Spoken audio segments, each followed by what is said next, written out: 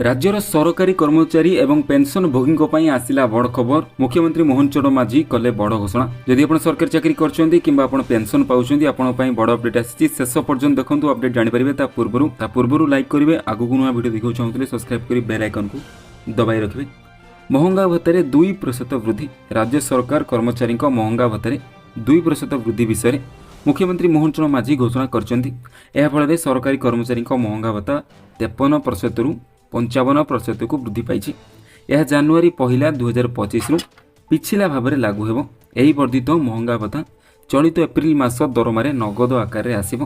यह सहित पेंशन भोगी मानकर टीआई रे 2% वृद्धि कर अनुरूप भाव एप्रिल मासरे पेंशन ने यही वर्धित टीआई पाइबे।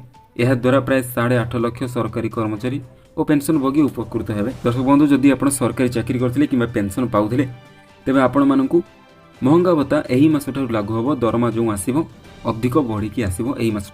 आदि पेंशन भी पाउथिले आपण मानकू जो बढ़ी 2% ता आपण मानकू यही मास बढ़ी आपण टंका आसो।